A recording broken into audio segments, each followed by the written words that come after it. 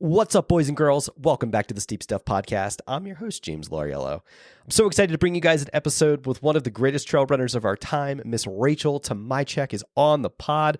Super excited for this one in the lead up to the Sunapee Scramble and Broken Arrow Sky Race. We caught up with Rachel just after she got back from the Great China Wall Race, which was it was a Golden Trail Series race that took place over in China.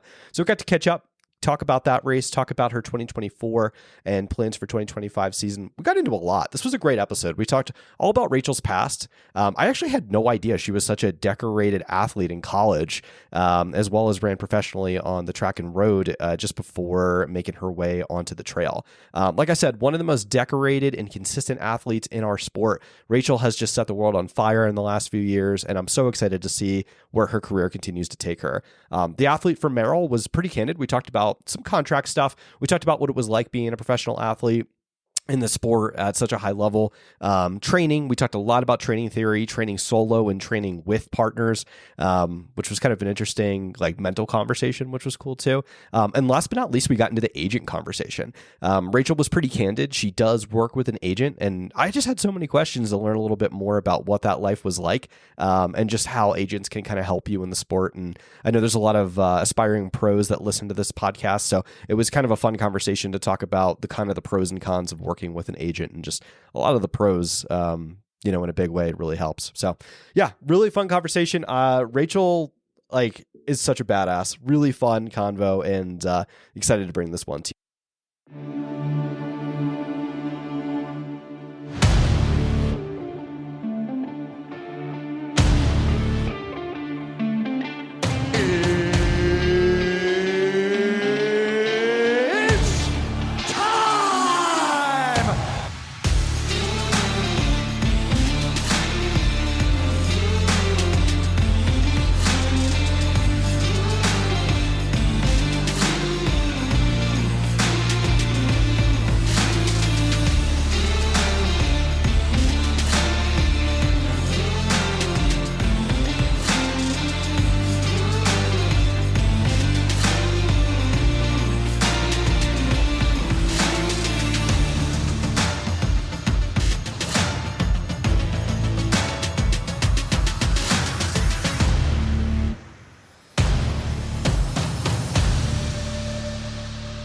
Ladies and gentlemen, we are live! Listen up, guys. The Steep Stuff Podcast is brought to you by Ultimate Direction USA. Guys, I am so excited. UD just dropped their new Race Vest 6-liter and Ultra Vest 12-liter in two beautiful aesthetic colors. You guys got to check these new vests out. They're dynamic in ways that you just have never seen from an Ultimate Direction vest. Very stretchy, lots of storage, beautiful aesthetic colorways coming to you in a new, a white and blue and an onyx and green. Just absolutely beautiful vests. I think these ones are just some of the best products we've ever dropped, and I'm so excited for you guys to try them out. Hop on ultimatedirection.com and use code SteepStuffPod. Again, that's SteepStuffPod for 25% off your new vest. I mean, they're already affordably priced, but 25% off is just going to make it so much more affordable for folks in an already increasingly expensive trail running environment. So hop on ultimatedirection.com, get yourself a new vest, a pack, or any hydration solution, and let me know what you guys think. Rachel Tomajczyk, welcome to the Steep Stuff Podcast. How are you? Thanks. Yeah, I'm good. Thanks so much for having me on. Yeah, I'm super stoked to have this conversation. I mean, this is a sub-ultra podcast, and you're probably one of the biggest female names in sub-ultra, so I'm stoked to finally have this convo. How are you doing today? Thanks. Yeah, I'm great. I just got back from Sedona about 20 minutes ago, so my husband and I were down there just exploring, running in trails this weekend, and it was super fun. So yeah, I got back from China over a week ago or so. So adjusting to the time and getting back, but yeah, doing well. How are you? I'm doing good. It's Monday. Just finished up a work day, kind of. So yeah, no nice. Complaints.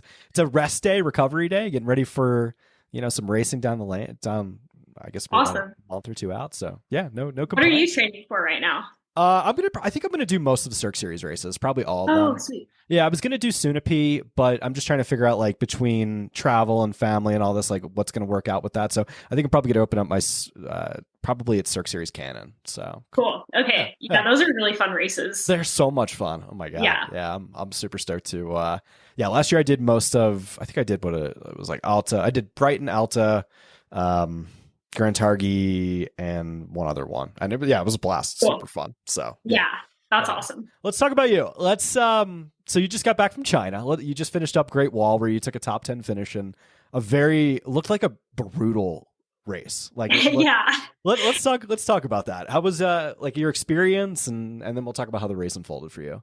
Yeah, the experience was awesome. I love the Golden Trail Series races because they just go to the most epic locations and they also bring really, really good competition. So I think that that's kind of the fun part of it is they're really highly competitive races, but also in really, really cool and amazing places, and they're all over the world. So you really get to explore, and I think that that's a really fun part of it. And then I think that it's so cool. Like you're hanging out with the rest of the elite athletes kind of during the week because you all kind of just like travel around to the races. And so it's very cool to be in this environment where there's people from Spain and Italy and the US and Japan and China, and you're all together in what for most of you is a foreign country. So yeah, it's just kind of this like experience where you're surrounded by a bunch of different cultures, both because you're in a different culture, like living in a different culture, but also there's so many people around you from different cultures. So it's fun to just get to know the athletes and the people that you're competing with and also be in an amazing place and experience something new together. So yeah, it's a really, really fun thing to do. Super cool. This was your second time in China? I know it was like you raced Yes. last year as well. Yeah, I went over last year. So, yeah, second time in China, but it was a different location than last year. So, yeah, different race course and different place that we were in China. Gotcha. Let me ask you this: from an American going over there, is it an easy process? Like I've never been to Asia. Like, No, it is not an easy process. So you have to get a visa to go over there, and so there's only I think 4 or 5 locations to get visas, and you have to go in person. And based on where you live is where you have to go. So since I live in Arizona, our place that we have to go to get a visa is in LA. Oh, so wow. I had to go to LA and get a visa, and you go there one day and you have to apply in person, and then they look over the application for 5 business days, and then you go back and get it. So I had to go to LA and be there in person for like a week to get a visa. And then once you get your visa, you can go over. I think I have a 10-year visa, so I'm good for 10 years and can go. But getting the visa is kind of hard. I know one of my friends was in Utah, and I think her place that she had to go was DC or Oh wow. New York or something like that. It was like it's really weird how they're divided up, but it's a hard process to like get in. But then once you're in, you can go, and it's like kind of easy. Other than the travel is really long over there. So interesting. Yeah. How long is the plane ride for you? Like that's got to be. Brutal. I went up to Vancouver. Well, I have a leg where I have to like go from here to Vegas, which is like a 3-hour drive, and then Vegas to Vancouver, and then Vancouver over to Beijing. So I think Vancouver to Beijing was 12 and a half hours. So since I'm on the West Coast ish, it's not quite as far of travel as if I were on the East Coast, but yeah, it's definitely far. Yeah, no doubt. That's so crazy. Like now, when you get there, like I know because like the Golden Trail Series, they kind of call themselves what, like the traveling circus, like because everybody comes from so many different countries. Like, how is that like as an American athlete going over? Or did you travel with like with your husband, or did you go with other athletes? When you get over there, is there like direction on like how to get to where you're going? Because like I'm sure the race isn't that like it can't be close, right? Right. Yeah, it's not close. So the series does a really good job, at least with like the elite athletes, which it's kind of like if you were in the top 30 last year, then you kind of have an in with them. So it's a little bit hard to get in, but then once you're in the door, they set up everything really, really well for you. And I feel like even if you have like a top 10 finish, but you weren't in the top 30 the previous year, like if it's your first year doing Golden Trail Series, then they'll kind of take care of you too. So once you have a really good result or you're in the top 30, you're kind of taken care of. But basically, I showed up at the airport at Beijing and somebody was there to help me get to where I needed to go. And if you go in like in a big group, I got there a couple of days before the big group came over because I didn't do Japan and everyone from Japan was coming over, I think a day or two after I did. But I came in, somebody picked me up from the taxi, brought me to a hotel, and then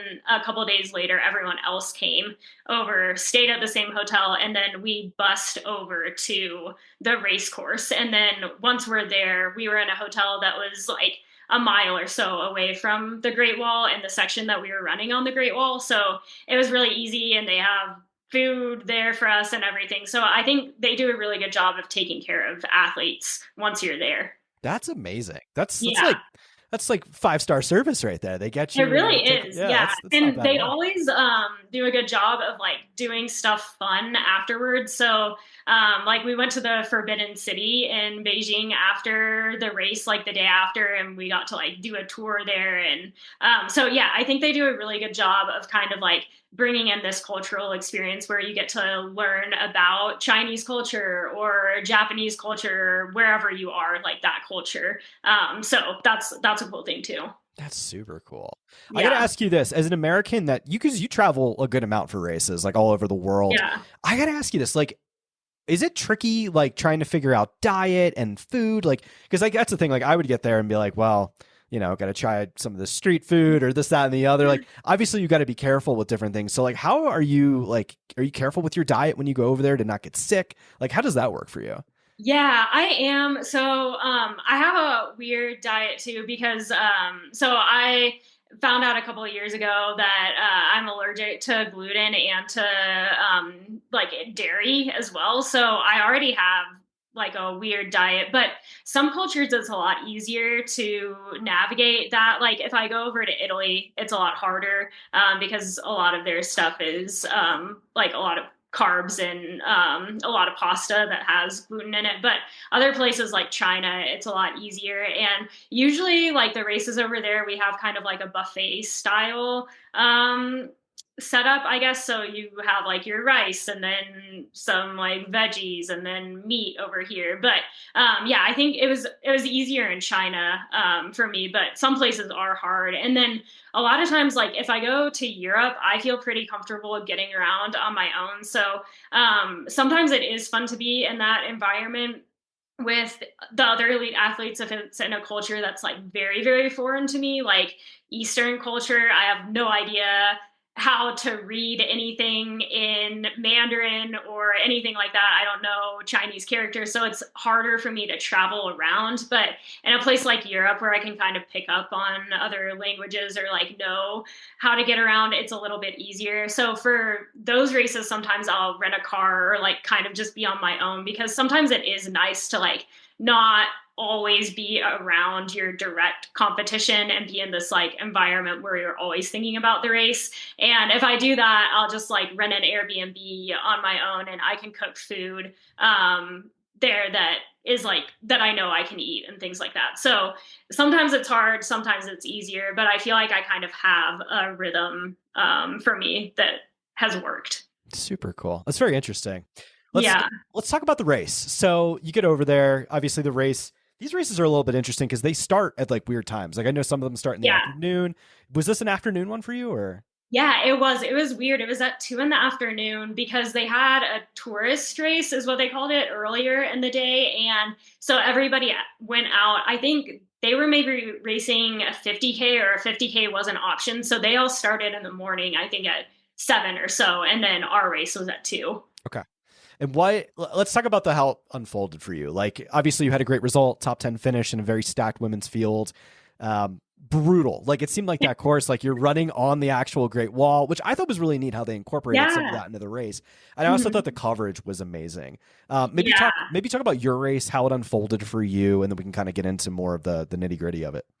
Yeah, I think in this race, I felt really, really good until I didn't. Basically, I think I live up in Flagstaff, Arizona, or near Flagstaff in Williams. It's 30 minutes over, but on that same plateau. So it snows up here in the winter, and it's really hard to get up into the mountains just because there's a ton of snow and ice on them. So I can get in like climbing with treadmill vert, but you can't practice any of the downhills. And you can't really get into really, really steep stuff. Sometimes I'll go down to Sedona and climb, but a lot of their trails even are just like not super mountainy. They're just like rolling hills and stuff. So it's harder to find a place that has vert like that, like in Arizona. And I'll go places sometimes to train just for a week or so, but I definitely feel like I am in better shape towards the end of the season when I'm really able to get into trails that have a lot of vert, or I can go to ski resorts and like hike up really steep stuff. So yeah, I think it was a little bit hard to train for, and I knew that going into this race, but I also knew that it was a good opportunity just to get in an early season race and hopefully get some points for the series so that I didn't have to worry about it as much later on in the season. So yeah, I think I started off and I felt really good until we hit about like 4,000 feet of climbing and descending, and then my legs were just like gone. And the rest of the race was pretty tough. So yeah, my calves were like cramping going on the downhills because they were so steep. And the uphills were like my heart rate was just like flying. So yeah, I think it was a hard race, like the last 5 miles or so, but I'm glad that I made it through. I think I did better in this race than I did in China last year. So I feel like my fitness level is higher at this point of the season than it was last year. But I also feel like I have a lot of room to grow, which is really where I like to be at this point in the season, because I think I really like to try to peak at the end of the season when the most important races are. So I'm okay like not being in great shape right now, or at least not great trail shape. I think aerobically I'm in like solid shape, but I feel good about where I'm at now and still have room to grow and improve over the season. I like that perspective, especially because you meet a lot of athletes that want to race a lot of things up front. Maybe they get really busy in June and July, and then September comes around and they're pooped. So yeah, I think it's a really smart way to kind of approach a season, you know? Thanks. Yeah. Yeah. I think I've just like learned that I could either hold a fitness level that's kind of a medium fitness level for the entire season, or I could be in like pretty good shape at the beginning of the season and then really good shape at the end of the season. And I would rather do that than kind of like be medium all season long. For sure. For sure. Course specifics. I mean, how did you feel? Because that looked to me like the only thing I could think of that was like similar to that was like running down the Manitou incline. Because I live in Colorado Springs, and obviously we have the steps over here. Like, how did were your knees shot after running down those steps and up those steps? Like, how did that feel for you? And like, it was also pretty hot. Like, how did you deal with, or looked hot, but how did you deal with some of that heat? It was hot compared to like where coming from winter to going somewhere where it's warmer.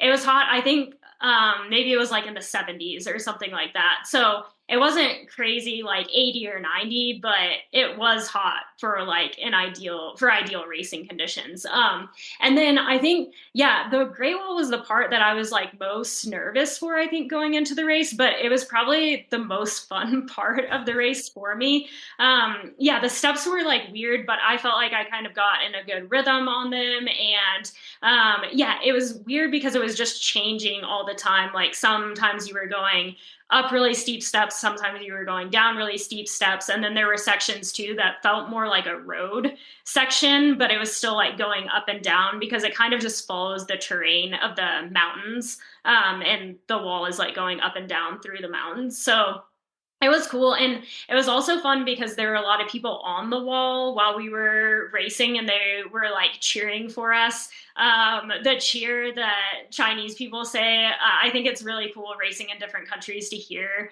what different people say, but they say Gaio. So there's like a section where a bunch of people were lined up on the steps and they were all cheering like Gaio, Gaio for us, like running up the wall. And that was like one of my favorite parts of the race. So it was really cool to experience that. And then, yeah, I think my legs felt okay on the wall, but the rest of the race course, I've never run a race like this where it was just constantly up and down the entire time and really steep ups followed by like really steep downs. So I don't think any of the climbs lasted for longer than like a quarter mile or half a mile, but they were like really, really steep. And then you descend just as short and steep. And that was like through the whole race. So no like huge mountain climbs, but just like a lot of really steep inclines and declines. So I think by the end, my legs were just like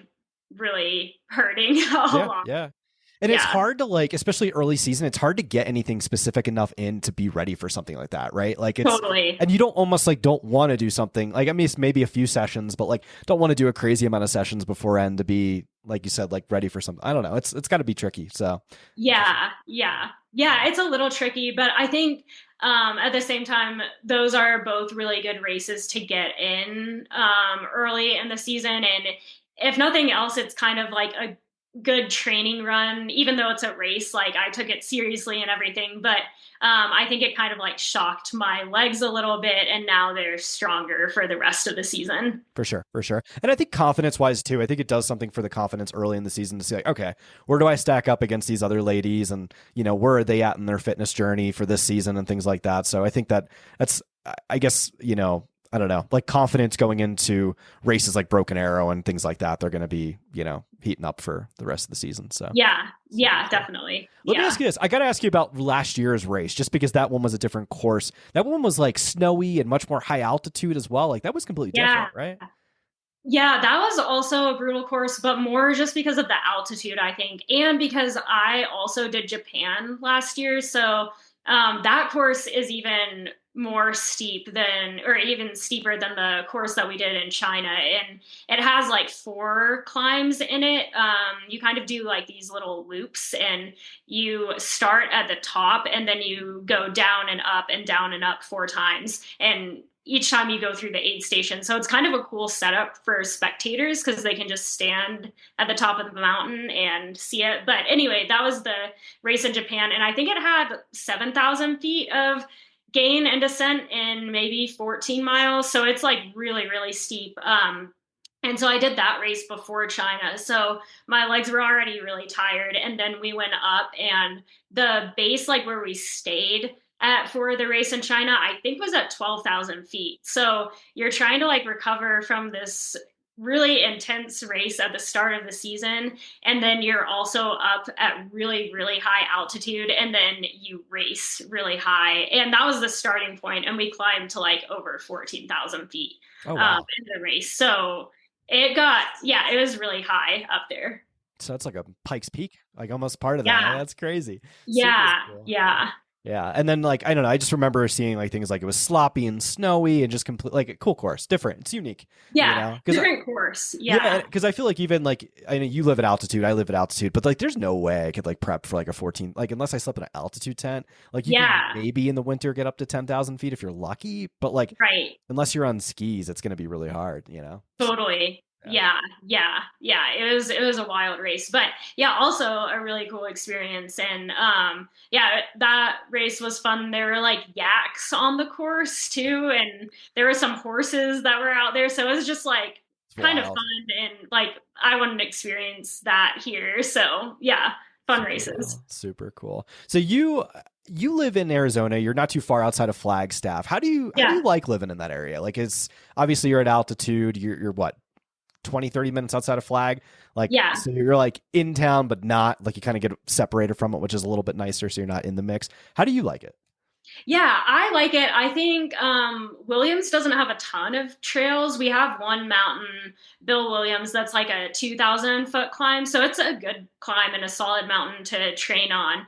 And it has 2 ways that you can get up to the mountain. Really 3. There's a fire road that you can run to get up there. So it has some solid places to train, but going over to Flag, there's even more trails. And then I think the thing that I like about Arizona is that you can be on trails and be running the whole year round. I think a lot of trail runners, or some trail runners, will ski in the winter and then run in the summer, but I don't know how to ski. I grew up in Texas and then just like didn't learn when I was older and haven't learned yet. So I run all year round. So I think it's nice living in Arizona because you can go down to Sedona or down to Phoenix to train in the winters when it's snowy up in Flagstaff. And then also, I like to get in kind of a road build or a speed build going like in the winter, just to like keep my legs feeling fast and stuff.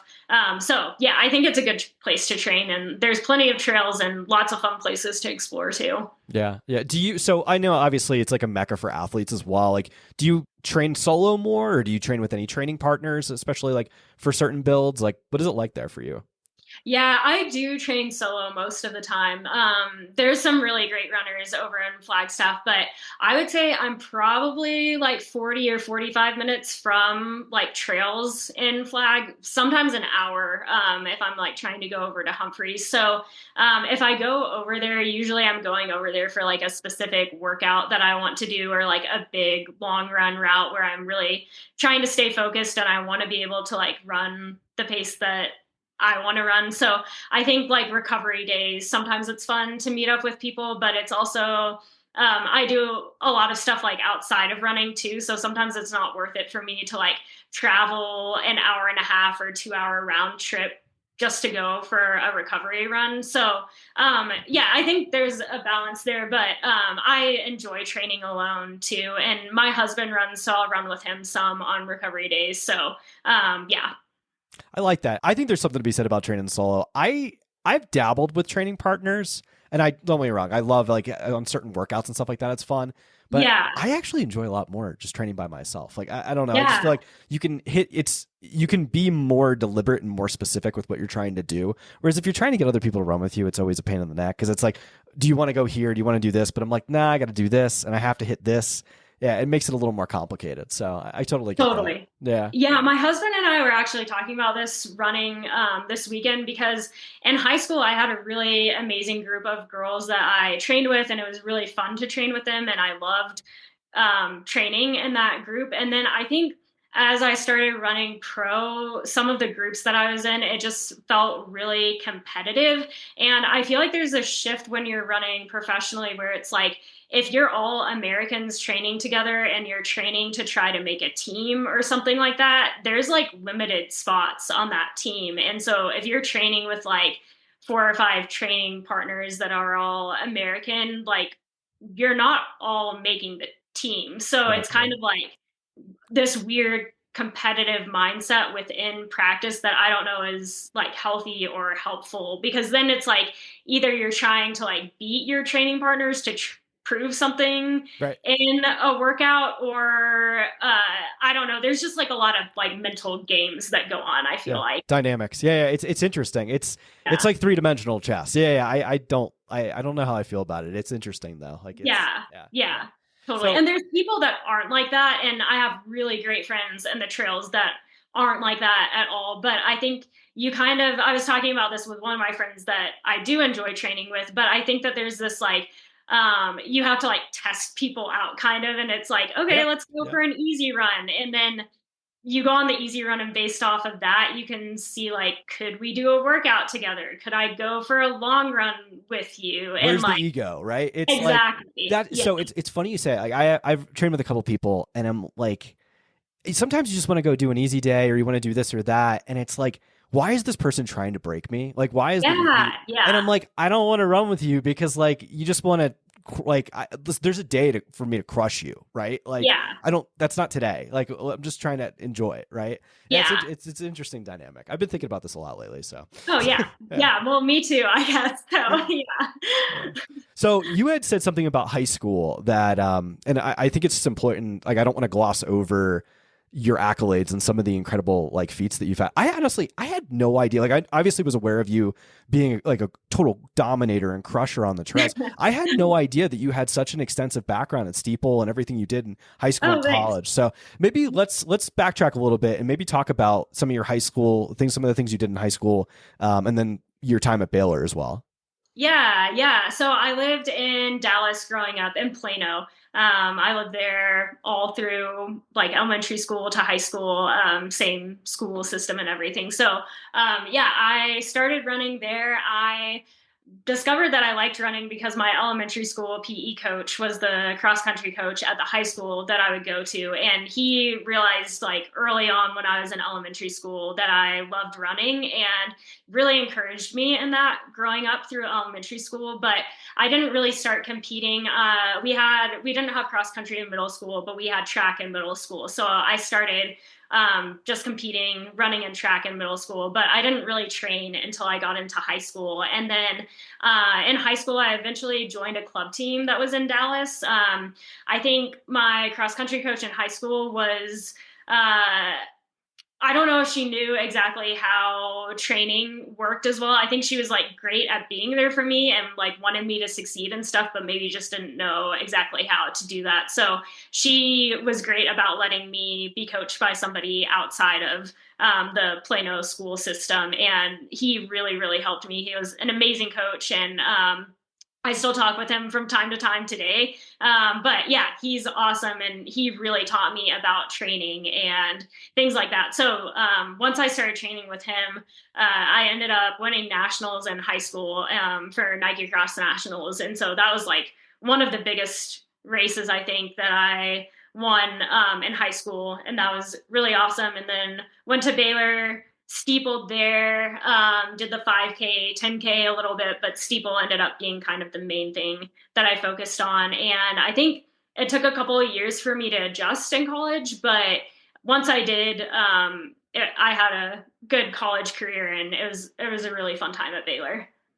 Maybe talk about your experience there. Like, I know I speak to a lot of people that go D1, obviously, and it's like a mixed bag. Like Dan, for instance, is like, I'd say I put him like at your level as far as like experience wise at that big D1 level. Like what? Yeah. And he talks about he had a horrible experience. And I talked to a lot of people that just like hate their situation. What was yours like? Like, did you have a great coach, and how was that for you? Yeah, I really liked my coach. He was awesome. I felt like he always was encouraging me and wanting me to be at my best. And I think that he helped me develop as like a whole person instead of just an athlete.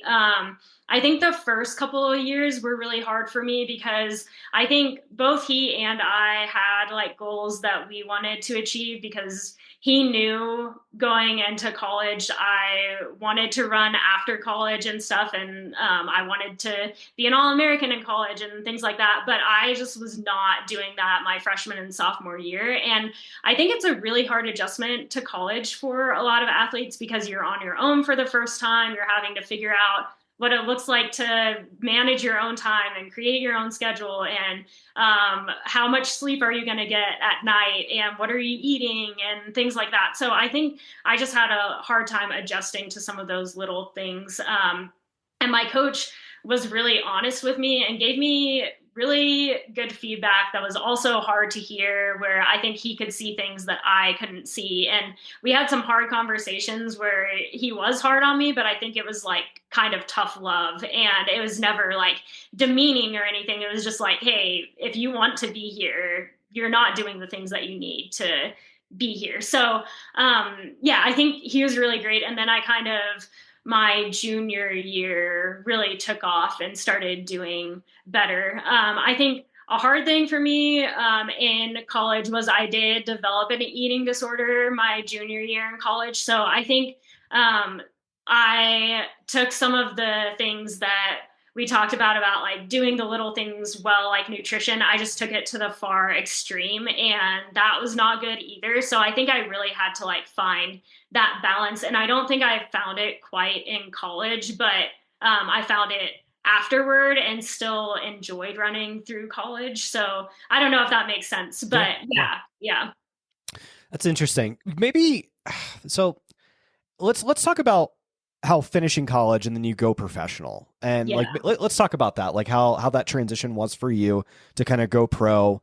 How long were you pro, like on the tracks and stuff like that, and what was that experience like? Because I don't think I've talked to anybody on this podcast that's actually gone pro on the track. I think you're the first. So yeah, I think it was weird because I was kind of in that time where I was still trying to figure out the balance. And I think I had really good support through the athletic training staff and my coach at Baylor through having an eating disorder. And they really like helped me through that time. But then I was kind of on my own right after college, and I don't know if I had completely worked through everything that I needed to work through before all those resources were kind of gone, and I was like more on my own. And I moved out to South Carolina to be on a team out there, and I think that was when I started getting injured a lot. So I think with eating disorders, they don't really catch up to you until like a couple of years later. So I hadn't gotten injured all through college, but I started having a ton of injuries, just like every 5 to 6 months I would get injured. So I'd start feeling like I was in good shape and have a really good training block for a few months, and then I would get injured. So I had Achilles tendonitis like a few times, post tib tendonitis. I had a stress fracture in my toe. I had a stress fracture in my femur. So yeah, a lot of injuries. So I think running pro on the road and the track was really, really fun, but it was also like a lot of injuries, and I was still kind of trying to figure out what I needed to do to take care of myself and to be healthy, and also the way that I needed to train and the like situation that I needed to train in, like with training partners. Like, do I want to train with training partners? Is it better for me to train on my own? How much volume can I handle? Things like that.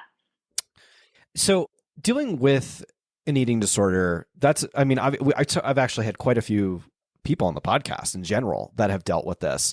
Did you, as you were working through it, did you have to stop running, or did you continue to run while you were working through it? How were you able to kind of get through that? Yeah, that's a good question. I did continue to run all the way through it. I think, I don't know if that was good for me, if I should have stopped, but I kept going because it was kind of my senior year of college, and it felt like if I stopped, I would lose a lot of momentum. So yeah, I kept going through it, but I think over time, I just realized through getting injured over and over again, like I really need to take care of my body. And honestly, you feel better when you eat properly and you're keeping up with nutrition. So I think it took a really, really long time, and I just had to be patient with myself and kind of learn lessons on my own and get to a place where I wanted to heal also, because I think that was the thing. Like, my athletic trainers at Baylor were really, really good about helping me get resources to heal, but I don't think I was like ready to at that point. So I think you kind of have to hit rock bottom on your own and then figure out how to move forward through that. So yeah, I think that was kind of like the start of my pro career was like hitting rock bottom and then figuring out like, okay, I do want to take care of myself, and like I need to pull myself up from here. That's amazing. And it's a hard decision to make, right? Like, Yeah. obviously, like I feel like at that high level, you think a lot of people think in their head, like the lighter I am, the better I'm going to be. But that's so far from the truth. And it's like Totally. to have to make that mental switch has got to be like, I have a cousin that just went through and was dealing with a serious eating disorder. So it's very near and dear to my heart. And it's so sad to see so many people struggle with it. Like more people than I ever thought, which is really crazy. So Yeah. And I think it was hard for me too, because for me, it was only really linked to athletic performance. Like the looks of like being lighter didn't matter to me as much as being faster. And I think I started getting faster when I like started losing weight in college, because like I was saying, I was trying to find that balance. And I think I could have been eating better nutritionally, and that would have helped me my freshman and sophomore year to be eating healthier and more balanced. And I wasn't doing that, but then I went to the far extreme. But it was tough because I also changed so many other things at that time. Like I started sleeping more. I started taking care of my schedule better and time management better. I went to a sports psychologist that really, really helped me to think through races and how I was racing mentally. So there were so many good things that were happening at that time too, where I was taking care of myself better with sleep and like the mentality of racing and everything like that. But all I saw in my mind was that I was getting lighter, so I was getting faster. And so I think that was hard to like really convince myself that lighter didn't equal faster, just because that's what I attributed the speed to for so long. Yeah. Wow. That's so interesting. It's so crazy. Like, and Yeah. kudos to you for like working through it and overcoming it. And, you know, look at where you are now, which is pretty darn cool. Thanks. So I do want to double back. I went through your Wikipedia page, which was pretty cool. Oh, I was cool. like, this is dope. I was like, you're one of the few athletes I've had on this podcast, because not too many trail athletes get like Wikipedia pages. So it's pretty dope. I don't know why it was created. I just think it's awesome. But I'm like, cool. So I saw in there you had worked with Ryan Hall as a coach. Yeah. Can you talk about that experience and what that was like? That was awesome. Yeah. So when I decided that I was going to leave South Carolina and the team that I was on there, I was getting injured too much. So I was like, okay, I think I need a different thing. And some other girls on the team were moving on too. So it felt like the right time to move on. And I had always really looked up to him and to Sarah Hall growing up. So he announced right when I was deciding that I was going to leave South Carolina that he was going to start coaching pros in Flagstaff. And we always went to Flagstaff for altitude training when I was in South Carolina. So it kind of just seemed like it worked out perfectly, because I loved the training trips that we took to Flagstaff and I knew that I loved that area. So yeah, I ended up reaching out, emailing him, asking if he would coach me, and he said that he would. So I went out there, and he was an awesome coach. I think he also helped me just become stronger mentally. And I think I was on the back end of like healing from having an eating disorder, and he kind of like pushed me really into like being healthy is the right thing that I need to do, and really helped me through that. Even if I didn't tell him up front, like, I have an eating disorder, I need to work through this, I think he is just so pro like being healthy, mentally and physically, that he helped me grow in that way too. That's super crazy. I mean, if anybody's the person to teach and help, like, it's probably him. I mean, like, that kind of pretty much ended his career in a lot of ways, which is wild. Yeah. So that's interesting. So I got to thread the needle between that and trails. So like, where did you start getting trail curious? Was there a specific race you saw? Like in college, were you even like remotely aware that like trails, like this could be a future for you? No, not at all. So yeah, there's a couple of things. I ended up, because I was still getting injured when I was working with Ryan. Like I said, I was on the back end of having the eating disorder and kind of healing from that. But I think also, like I said, it takes a couple of years, I think, for your body to really, after you get better and like are at a healthy weight, I think it still takes some time for your body to like know, okay, we're good now, and not be injured and be able to like really train hard. So I was still getting injured. And at that point I was like, I don't know if I'm going to be able to like keep running professionally. And there was an opening at a college to coach. And that college coach reached out to me, asked if I would coach for them. So I ended up moving out to Virginia and coaching D1 for a couple of years, which was really fun. And the college that I coached at was Liberty, and they have like 60 miles of trails like on campus. Oh, wow. And that's where we would do like easy runs on and things like that. So I kind of started like sticking my feet into trails, but those trails, they're not like crazy technical or anything like that. But they're really hilly and like lots of ups and downs. So I kind of enjoyed running on those trails, but we were also really close to the Appalachian Trail. And I think when I first moved out to Virginia, I went out to that trail and I looked at it and I was like, there's no way anyone could run this. And I was still like training on the roads and track. But then a couple of years later, I was feeling like, actually maybe a year later, I was feeling really burned out from the road and the track. And it was like frustrating me that I had told myself that I couldn't run the Appalachian Trail. So I was like, I'm just going to do it. Like, I'm not, I think I'm not going to be able to run well in this track season because I'm feeling like kind of burned out right now. So, like, if I twist my ankle or whatever on the Appalachian Trail, it doesn't matter as much now. There's not as much risk for an injury. So I'm going to do it. And I did it and I loved it. And I realized that I could do something that I thought that I couldn't do. So that was really cool. And then a couple of my friends who were also steeplers had gotten into the trails also.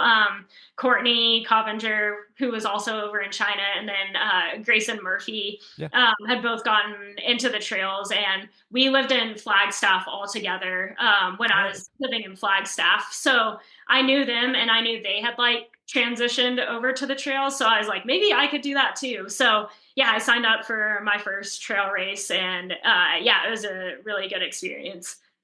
I got to ask you, so Grayson, that's so interesting. So you knew Grayson before Grayson was Grayson then? Like before Yeah, you I guys mean, had she these is still careers? Grayson. I feel like she had an amazing college career steepling, and then I think she had a harder time in Flagstaff. She was on NAZ, and you could talk with her about her experience there, I'm sure.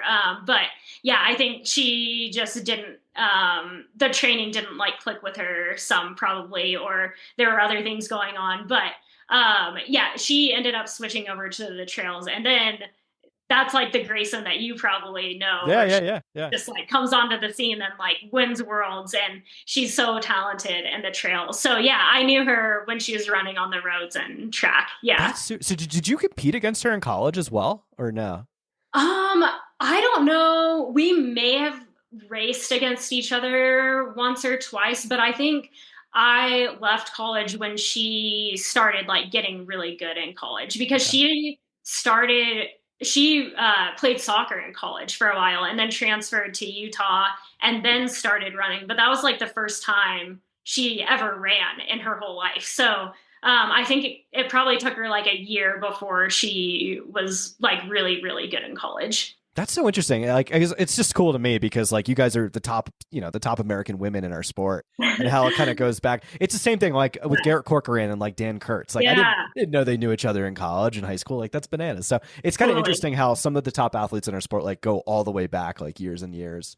So people don't really thread the needle and connect the dots, which is kind of cool. So yeah. Me and Courtney and Grayson have been friends for a while. So yeah, that's super cool. I got to ask you, so was there a particular race that you jumped? Like, what was your first race? Like, I obviously there's some stuff on Ultra Sign Up and like UTMB, but like that stuff only goes back so far. So like, it's as far as like that shows, like you entered the sport like what 2021, somewhere in that range. Yeah, I think it was 2021. Yeah. What was the like, first couple? Like, was it? I think it was.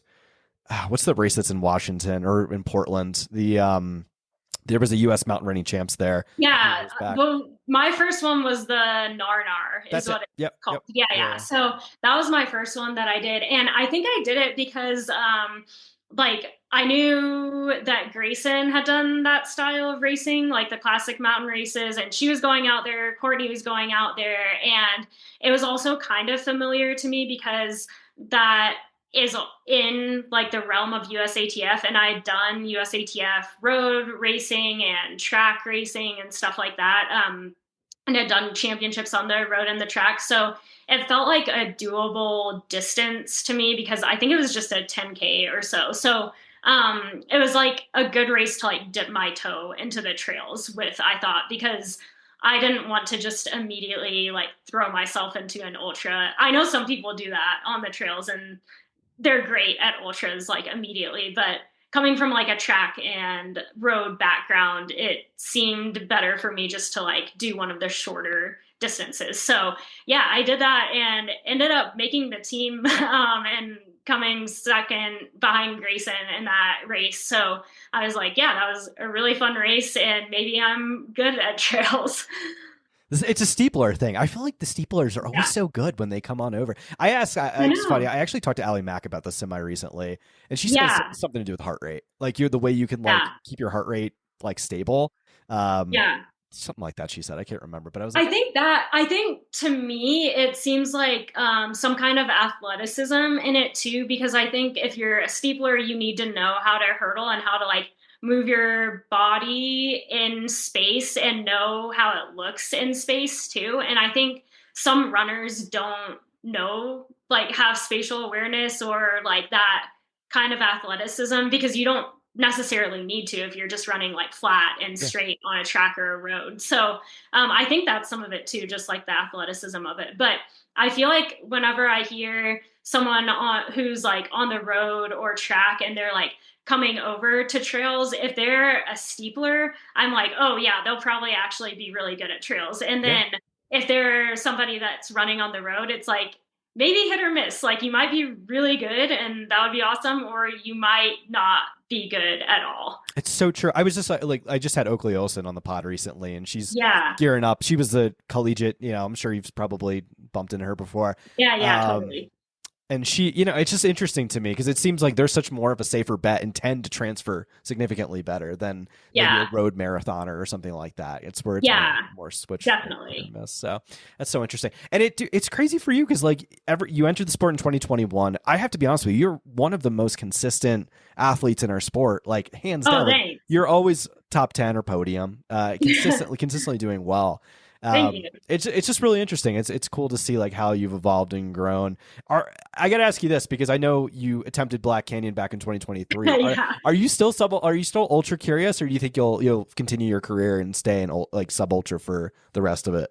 I don't know. I really do like the sub ultra distance. And I think that's what I learned doing Black Canyon. But also, I don't know. I had done long runs where I was doing like 25 to 30 mile long runs for Black Canyon and feeling really good and like didn't have any kind of like stomach issues or anything like that. And then I got in the race of Black Canyon and was like throwing up like 15 miles in like very early on. And I don't know if I felt off that day or if I just went out way too quick or something like that, or just like wasn't doing nutrition right. But yeah, I felt totally different that day than like some of the training runs that I had gone on. So I don't know. I think I'm like a little bit scared after that to try it because I just like, yeah, it was like such a bad race experience for me, but the training was so fun and I really Yeah. liked the training. And I think I like in the sub ultra distances, I kind of like the Golden Trail Series distances that are like the 2.5 to 3 hour distances as opposed to like the 1 hour like VK. But I think sub ultra is tough because it's such a big range. It could be like a 45-minute or hour long race, or it could be like a 3 to 4 hour race and it's still sub ultra. So yeah. It's true. And then, and that's the thing too, like topography matters as well. Like, is it at altitude? Like sometimes it could be a significantly longer race, even though it's shorter, like short distance, but it just happens to be tough terrain. It slows it down. Yeah. It's interesting. That's cool to know. I'm glad we'll keep you in sub ultra. The ultra stuff. Yeah. Yeah. No, I love it. And I think the training's fun for it. And I think I also realized like I wasn't hitting a plateau really in the sub ultra distances when I decided to try Black Canyon. So I think that was one of the things that made me like stay with sub ultra, because I was like, it's not like I don't enjoy this or I'm like hitting a plateau. And I also really love racing. And I feel like with ultras, you can only race a couple times a year, and in the sub ultra distance, you can race like all the time. So that's fun too. Well, I got to ask you about training. So do you self-coach yourself? Is that correct? Yeah, I do. Yeah. Let's talk about that. Like, what do your blocks look like? Are you like a 3 workout a week kind of person, a 2 workout a week? Like obviously a lot of that's very specific and it depends on like what you're getting ready for, but like what on average, like what does your training look like? Yeah, it totally depends on the week. I think I don't do well at doing like 3 workouts a week, but I think I can handle like a double threshold, which I will do sometimes. And then like, as I get farther into the season, it depends on what I'm training for. But with Golden Trail Series stuff, like the long runs are really important. So doing a workout within the long run. If I do add in a 3rd workout, it's usually just like hill strides or something like that, where it's like 30-second quick strides that doesn't even really feel like a hard workout. It's just like something faster for the legs. So in a really hard week of training, maybe I would do something like that. There's also other times where I feel like you can recover faster from doing some like hard uphill efforts just because it's not as much pounding on your legs. So there are some weeks where maybe if I were doing a third workout, but don't want to feel the effects of a lot of pounding, I would do like an uphill, like hard run in the week. Super cool. Yeah, it's interesting. I love training theory. Like, it's always fun, especially to talk to a coach, and like, because I'm just kind of self-coaching myself now, and like Okay, cool. I have a couple buddies that are coaches, and I always like bounce things off them. I'm like, is this too much? Is this too crazy? Should I not? And I like, it's funny. I didn't realize like how much you can use like Chat GPT to like help you build like, blocks. Yeah. And it's like, if you ask for like the legit stuff, like in like obviously some tweaks you need to throw in there. I was kind of amazed. I was like, oh my God, you can really like do a lot with this. It's kind of crazy. Yeah, Yeah. totally. Yeah, I think you need to know a little bit about yourself and about running, but then you can use Chat GPT and it can help a lot for sure. So, It's yeah. interesting. Yeah. Yeah. All right. So I want to pivot from training and I want to get into social media. I think Yeah. so. You're a really interesting person because you're like, obviously, I honestly, I think it's like you and Grayson. Like, there's not many people that are able to compete at a very high level and then also be very popular on social media and be really good at conveying your story and talk about like your workouts and things like that. Maybe talk about like add some color to that and commentary on how you're able to balance both of those. Cause like, I know us as athletes, like one of the things, like I know athletes sometimes like poo poo on influencers and influencers kind of poo poo on athletes, but it doesn't have to be that way. I think that there's really interesting where you're able to kind of tell your story, but also compete at a very high level. Thanks. Yeah, I try to be like genuine on social media because and hopefully I am, but I love like giving people advice or like answering questions that people have and like hopefully helping people with their own training or just like inspiring people. I think when I first got into running professionally, I felt like it was like a really selfish like sport because you're just like running to try to be faster yourself, which is not a bad thing. Like, I don't think that other pro runners are selfish just because they're pro running, but I felt selfish myself. And I was like, what do I want to do to like help other people or to like feel like I'm giving back in some way? And so coaching was one thing, but then also I think over social media, it's another thing to just like be somebody that can be inspiring and tell someone, no, like you could do this. You don't have to like give up and like not chase after your dreams and goals after college or after high school. Like you can be an adult and still like chasing after big things because I think a lot of times people don't do that. So I think I decided like early on in my pro career that I wanted to use whatever platform I had to like encourage, inspire, and empower people to be able to reach their goals and their dreams. So yeah, I think that's like kind of why I got into it and why I like posting on social media because hopefully I can do that. And then the other part for me is I think like it is just the reality that to be a pro runner, having a platform does help your chances with getting contracts and like your sponsors like seeing you posting on social media and that's like good for them too. And so I hope that I can bring value to my sponsors by that as well.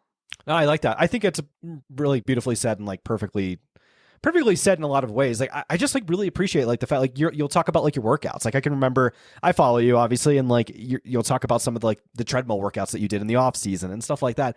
And I just thought it was very personal because it's like, all right, like this day I happen to jump on a treadmill and you're doing like, I forget, I can't remember what you were doing specifically, but like, I don't know. It's just very inspiring stuff that I think a lot of people can like really relate to. Thanks. Yeah, I appreciate that. Yeah. Yeah. Let's talk contracts and like sponsors. Like you've been with Merrill for a decent amount of time now. I think it's really cool to see. Maybe talk about that a little bit. Like how did that relationship come to be for you and how you fostered it over the years? Yeah, it's been great. I love being with Merrill. I've been with him almost since I got on the trails. I think I started talking with them right after I won the half marathon championships. So that was my second trail race. And I ended up asking, like reaching out to my agent right now, Josh Cox, and asking if he would represent me. And so that's kind of how I got my foot in the door. And then he helped me talk with other companies and stuff. So I think one of the biggest things I've learned about running professionally, if you want to run professionally, is don't be afraid to ask people things, because the worst they can say is no. And it's really easy to like go and look up who the athlete representatives are for companies. Like if you have a LinkedIn, you can like go and look up who you need to talk to, or like go to like different running conventions and things like that, and like kind of get your foot in the door and just like meet people. So yeah, the worst thing that people can say is no. And that's why I reached out to Ryan Hall to ask for coaching. He could have said no, but he didn't. So I moved out to Flagstaff. Josh, my agent now, could have said no, but he didn't. Merrill could have said no, but they didn't. So I think just like asking people and not being afraid to like put your foot in the door is really important if you're trying to run pro or do anything in life, really. Yeah. I honestly, like you said, it's a metaphor for life. Like if you hold yourself back and don't believe you're worthy or don't believe this or that, then you'll never know if you don't pursue it. Right. Like there's so many athletes that reach out to me, and so many people like that listen to this podcast that are either on the precipice of being pro or have the ability to.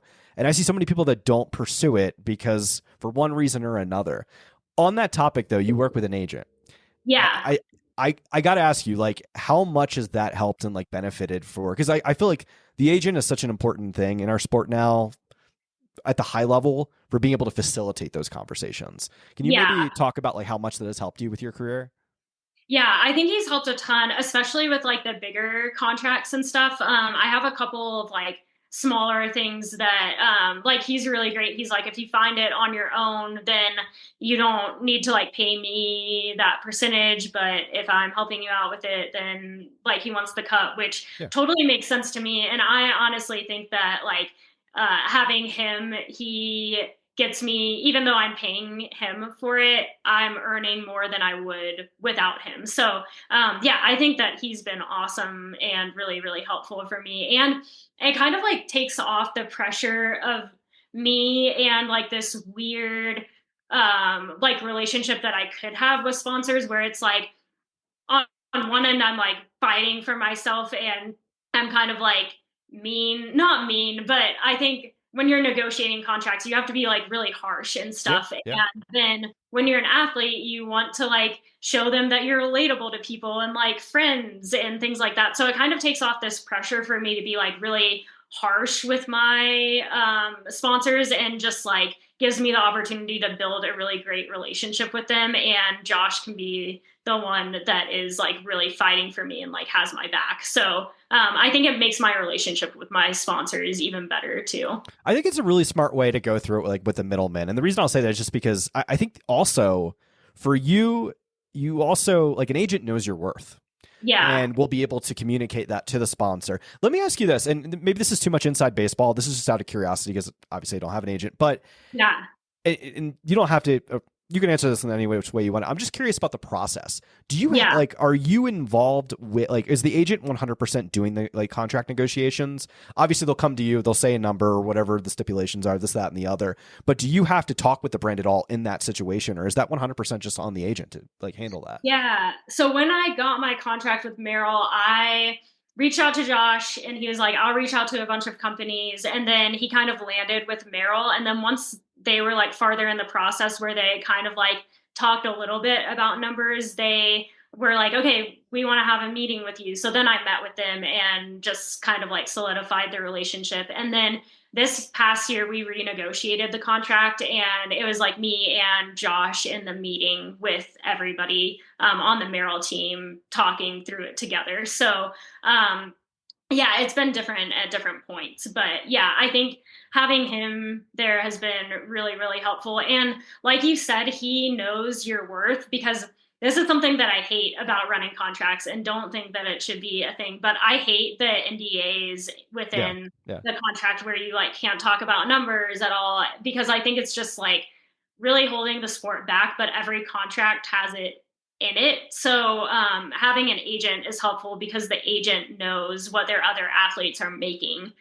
So like you said, they know your worth, but you might not be able to like discuss that with other athletes. I think it's important. I see, and I think it's just such an important thing. And I hope we get more agents in the sport. And the reason, I think there's definitely a place for them. And the reason is because I talk to so many athletes and I see so many people trying to, including myself, negotiating on my own behalf with a brand, right? Yeah. Whereas, and you have an idea because you speak to other athletes of like what numbers you should be asking for. But at the end of the day, like you're probably selling yourself short in a lot of ways. The more I think, especially, and also now as a podcast host and dealing like on that end, as a creator and having idea of the way budgets work, and then seeing it as an athlete, you see kind of two different worlds, and you start to put the numbers together. And you're like, yeah, okay, you should usually be asking for more. So yeah, it's an interesting thing, and I think an agent, it's more professional too to kind of bridge that gap, because and most, if not any, in all professional sports, that's how it works. Like there is an agent, there's a middleman to get those things done. So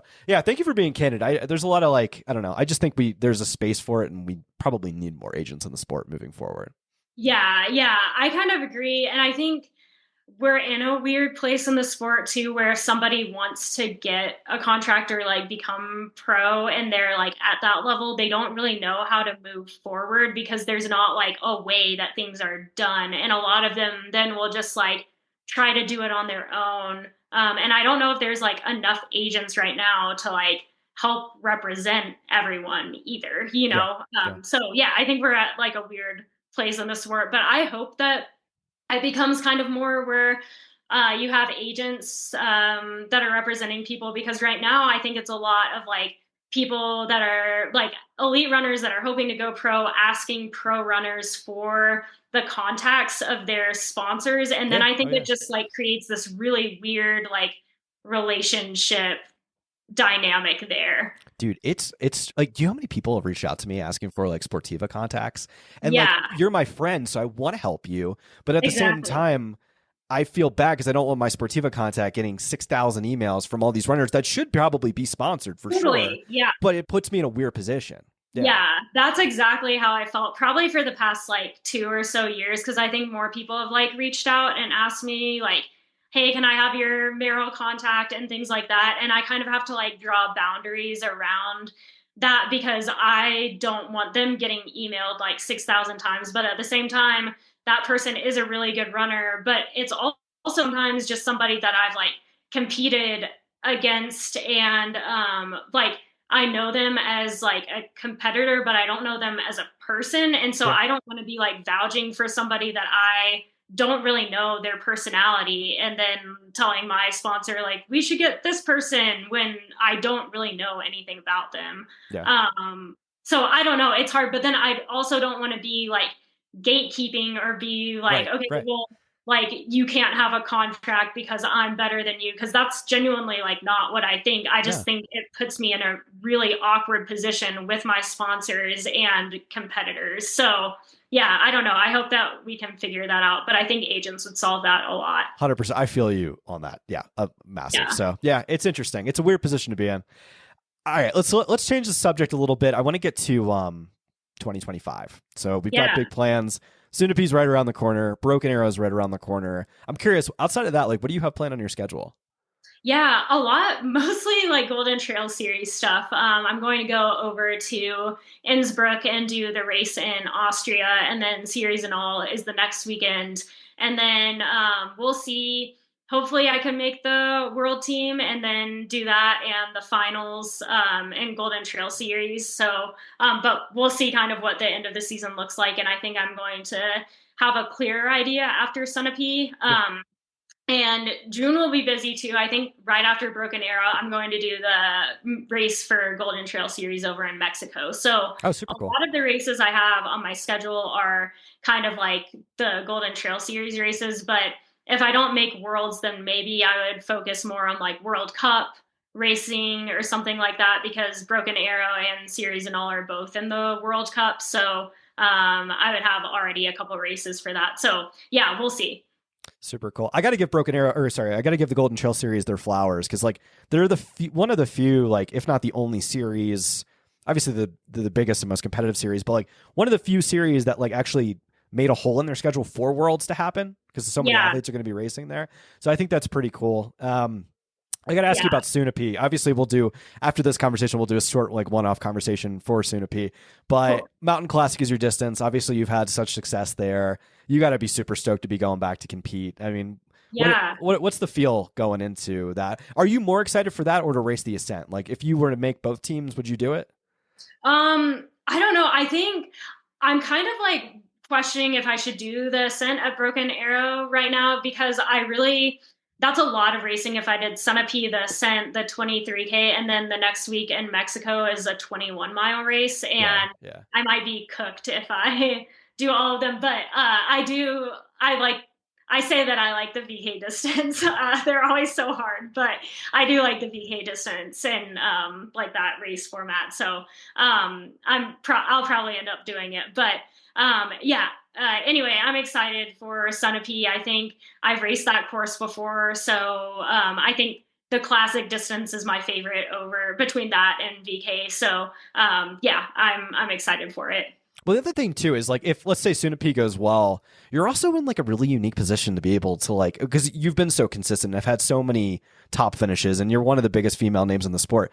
Like application like wouldn't hurt you just throwing an app. That way you don't even have to deal with it. You know, like that would That's also help true. as well. Yeah. Well, I think that I'm pretty sure I'd have to go back and look. I think they're taking like the 4 from Sunapee and 4 from Broken Arrow, and there's no Okay. like application for Classic or the VK. So if somebody got injured or dropped out, I think I could submit an application and could be like a alternate.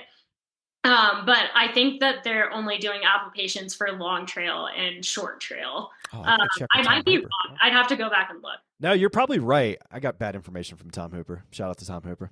Wait, but he's like, I think he's the guy. I could have sworn he told me that. He might know more than me. And honestly, that might like take off some pressure because I honestly am really nervous for Sunapee. Like I hope that I make the world team, but it's not a guarantee. And it never is like any year. But I think there are a lot of really strong women that could do really well. And it's definitely not a guarantee to make it. Yeah. It's interesting. It's going to be like, I mean, whatever team we send, I mean, always we're sending deep teams. Like our American contingent is crazy, so it's going to be super competitive. Let's dissect to that. Just like I got to ask that because as much as I love the competitive component, I think the mental component of the sport is just as important. Like pressure. Like what kind of pressure do you put on yourself going into these races? Like it's got to be hard to produce and continue. I mean, to be successful time in and time out. Like what is that like to you? Yeah, I think to me, it's kind of just like I have come to terms with like, if I can do my best, I can be proud of that no matter what happens in a race. And I feel like that is kind of the mindset that you have to have running professionally if you're going for teams, because you could have a great day out there or not a great day. But I feel like that's the mentality I need to have to keep this sport fun and to keep myself motivated as well. And if I do my best, like that is really all that I could do for the day. So I kind of just approach each race with that mindset and know that if I do my best, I can be proud of it. I love that. No, I got to ask you this because you had said in the past you had worked with a sports psychologist. Yeah. Obviously, like racing as an All-American and racing on the track is significantly more intense than, say, trail, if you will, even though obviously there's serious stakes here. Did you get a lot of like different like things to be able to cope and understand and build that mindset when you were working with sports psych? Yeah, I think I did. I think he helped me a lot with visualization of racing and kind of getting into the right race mindset that I needed to get into. And I'll still go back and listen to some of those like visualization sessions because my sports psych recorded them for me. So I can go back and like redo them all the time. And they're more like track specific, but I feel like I can still use them for the trails now. So that's great. And I've used them for years and years. So that really helps me get in the mindset for races. So he helped me a ton with that. And then he just helped me also with time management skills too, because I was in college and still trying to figure all of that out. So I feel like he kind of like showed me, this is how you can like schedule your week and like you have time for everything that you need to do in the week. And so I think that has helped me even to today if I have a busy schedule. I like that. Yeah, it's interesting. I got to be honest with you. Like I recommend it to a lot of people. Like, I think there's a lot of different like mechanisms. I don't know. I've been dealing with this a lot lately, like working on the mental aspect of it and understanding myself, and like where I fit in sport and like my relationship with it. And it's just an interesting place to be, is to use some of those skills to kind of reconcile it, which is interesting. Totally. I got to ask you about competition. Like, are you an extremely competitive person? Like, how do you reconcile competition for yourself? Yeah, I think I'm competitive, but I try not to let that get in the way of like relationships with people. So I think like some of my best friends are people that I compete with, and if they beat me on the day, I'm not gonna like be mean to them. I don't know. Like me and Courtney were just out in China, and she's one of my best friends. She got 9th in the race. I was 10th. We were like having dinner together after, and I'm like super stoked that she had an awesome race. So yeah, I think that there's a balance there, and like of course I want to like beat people, but I want them to have their best day, and I just want to be better than their best day, if that makes sense. But 100%. Yeah, I think that's the way to go into races for me, especially when you're racing against friends. Well, I think the thing too is like, it's a friend and you're sharing this experience, right? You're like totally smashing yourself. And it's like, if that person was the better person on the day, well, that person was the better person. And like, that's fine. Like that, exactly. I still did everything I could have done to put myself in the best position. Right. Yeah. It's totally. Yeah. And that goes back to me, and my mindset was just saying, hey, I want to do the best on that day that I can, and I can be proud of that no matter what the result is. If I did my best, then that's all I could give for the day. For sure. All right. So we're starting to wind down now. I do have like one big question before we get into like ending questions for you. I gotta ask you, because you've done so much in the sport in the last like 4 to 5 years. Like, what do goals look like for you? Do you just look at things from like an individual race to race, or like do you start to think about like long-term goals? Like, how do you visualize that for the sport and for your career?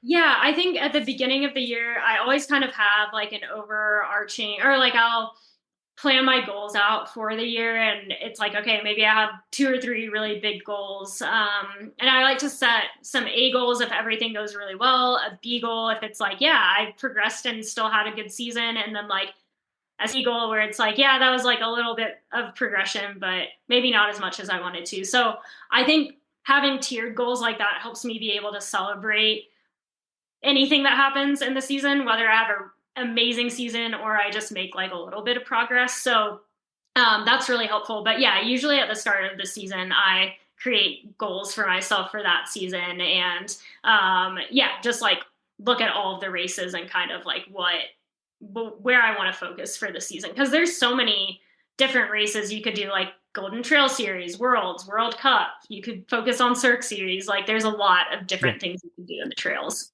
Super true. Do you, like, when it's all said and done, like when you finish the career, whatever that might be, like what is that? Is there any like winning series and all? Is there any like such stretch, like one thing you really, really like, I have to do or I want to do? Like, is there like deep inside of your psyche that you want to like do? Or I don't know. I think I try to hold running very loosely because I don't know what's going to happen from year to year. And I think I'm proud of what I've done just because I've done the best that I can with the talent that I have, I think, or I like to think that. So I think I try to hold it loosely where it's like, if this season were my last season, I would still be proud and like happy of all my accomplishments. And I'll just take it like season by season because I don't know what will happen, but I'm grateful for what I've been able to do. I love that. It's such a positive mindset. Oh, thanks. All right. So one more question I had to get to. Sorry. No, go for it. Yeah. So your faith is very important to you. Yeah, and I love that. I love people that like are outspoken about the things that really are important to them, and faith is one of them. Can you talk about like how faith has helped like shape you and your kind of your running journey with you? Totally. Well, yeah, I think that's like my whole mindset with just like do the best that you can, because I think that like running is a gift that God has given me and a talent that he's given me, and that's like for me an act of worship to be able to like say, God created me this way, and now I'm going to use that talent to the best of my ability. So if I do the best that I can on that day, that's like worship to him. And then I think like, especially being in the trails, it's been so fun to just be out in nature and in everything that he's created. I think that's made my faith even stronger and made me notice things about God that I didn't realize before. And yeah, it's just like so cool to be out in what he's created. So I love that about the trails too. Super cool. Super cool. All right. So we're getting into some ending questions now. I'm curious to see who inspires you. Yeah. That's a good question. I think the people that inspire me are like the people that I think are like mentors in my life, or people that I'm really close with. Like, I think my parents really inspire me, and I'm super thankful for them. My granddad, Poppy, really inspires me. Yeah, he's a great man, and they've all taught me such big, like, moral values, I think, through my life, and they're always there for me no matter what. So I think just yeah, how they live their life inspires me. And then my husband too inspires me, Drew.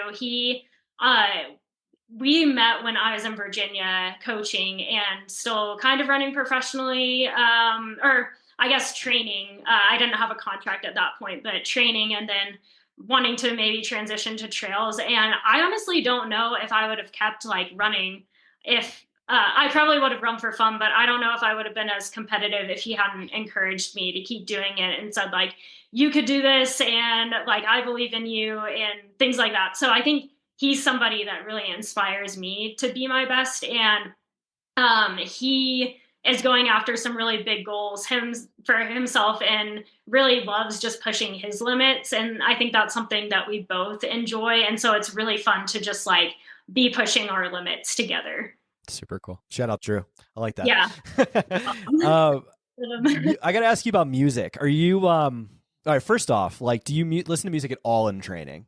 Yeah, I do. Yeah. You really? Okay. Like workouts, or like, how do you? Workouts, I really, the most like boring runs for me are just like the flat, easy runs, that I do around Williams. There's like not many places to run here, and I keep getting bitten by dogs on the fire road, so I'm like scared to run out on fire roads now. Yeah, it's happened like 3 times, so I'm just like, I'll just stay on the roads in town. So I have like the routes that I do, but they're not like super fun, so I just like put in music or something while I'm running. What's your walkout song? Like, what's a pre-race hype song you're listening to? Oh, I don't know. It depends on my mood. I like Arctic Monkeys a lot, so I'll listen to them. I don't know if there's like one particular song that I like have to listen to, but I kind of listen to the more like alternative-ish music. I think for races, I don't love being like super, super hype, like right before a race, because I think that I am nervous enough. So sometimes I need something to like calm me down a little bit more. So sometimes it's more like chill or like calming music. And then I think for workouts, sometimes it's more like upbeat music. So yeah, I think there's a range, but a lot of like alternative kind of stuff. Interesting. I like it. It's so interesting because like I listen to music during workouts. Okay. Usually. Like, and some, obviously I'll throw on a podcast on like one of those easy flat days if I just need to zone out and just get it over with. But it's funny, like not a lot of people listen to music, and I'm like, what really? Are you just in your head the whole time? Like, what do you do? Yeah, I don't know. People are interesting. I'm totally zoned out. What was the question I was going to ask you? Not music. It was, oh, okay. This is a new one I've been throwing in there. Oh, okay. Who is your favorite runner? Oh, my favorite runner. I always did look up to Ryan Hall and Sarah Hall growing up. So I think I have a lot of respect for them, and just like, it's really cool to see Sarah running like later in her pro career too, and like breaking a lot of masters records right now, and also just seeing her have so much joy and love for the sport. So I think I've also always seen them as kind of like mentor figures, because they're just like a little bit older than me, and so it's like fun to follow them and just like be inspired by what they're doing. Super cool. Super cool. Cool. Yeah. All right. Last one is I usually ask a goofy question. Sometimes it's like Bigfoot, AI, aliens, something crazy. Do you believe in Bigfoot? Do you believe in Bigfoot? And if you saw Bigfoot, would you tell anyone? I don't know if I believe in like the actual Bigfoot that's out there, but I feel like something had to have happened to like create all these stories that people have of seeing him. So I definitely think that there's stuff out there, but I don't know. I feel like when I'm running, I create all of these like scenarios of things that could happen to me in my mind, which is probably not great. Like I'm in the trail, so like anything could happen, but maybe it makes me like more prepared. So I don't know. I feel like just being out in nature alone is like can be scary sometimes. So it would make sense that if you like hear something or see something, you could like make up something in your mind. So I don't know if I believe in Bigfoot, but something had to have happened to like make people think that he's out there. He's running around, some giant hairy guy running around the woods. I don't know. Yeah. What if let's say you see him, let's say he's out there, Yeah. would you tell anyone? Yeah, I probably would. I mean, yeah. Okay. I think I would tell somebody. I feel like I would. They don't too. have to believe me, but yeah. I mean, yeah. I feel like that's pretty significant. I would tell, like, I've told people other things that I've seen on runs. So yeah, why not tell them about Bigfoot? I like that. All right, we'll stop it on that one. Rachel, thank you so much for coming on the podcast. Such a great conversation. I really appreciate it, and thank you for letting me help tell your story. And yeah, I hope that I'm wishing you the best of luck in your 2025 season. And yeah, I hope this is the first of many conversations down the line. Oh, thank you so much. Yeah, it's been super fun being on. Super cool. Thank you. What'd you guys think? Oh man, what a fun episode. I really want to thank Rachel so much for coming on the podcast. This was an amazing conversation, and yeah, really looking forward to what is going to happen in her 2025 season as she looks to make another Worlds team. We did have her for an interview as well for the Sunapee Scramble pre-race, so that's going to be coming out in the next couple weeks, so you'll get to hear kind of her game plan and just some preparation that we didn't mention in this podcast for the Sunapee Scramble, which is going to be bananas, and we'll probably do another one for Broken Arrow as well. So many races. Racing season is here. Guys, the best way you can support Rachel is if you give her a follow on Instagram. You can follow her at Rachel Runs World. That's Rach, R-A-C-H, Runs, R-U-N-S, World, not Rachel Runs World. I'm sorry. It's Rach Runs World.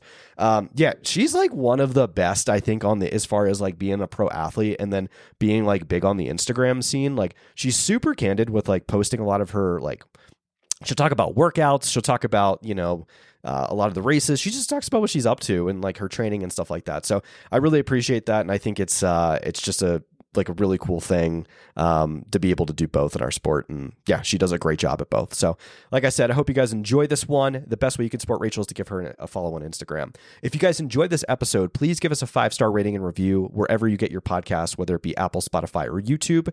And very last but not least, we want to thank our sponsor in Ultimate Direction. UD is kind enough to support this podcast.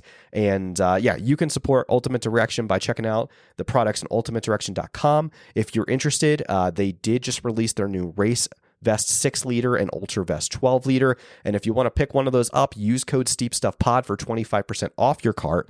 And that's going to get you 25% off one of the best new packs that is on the scene right now. So guys, really appreciate it. Have a great weekend. Enjoy your long runs, enjoy your travels, enjoy what you got going on and training. And I'll be with you guys next week. Thanks again.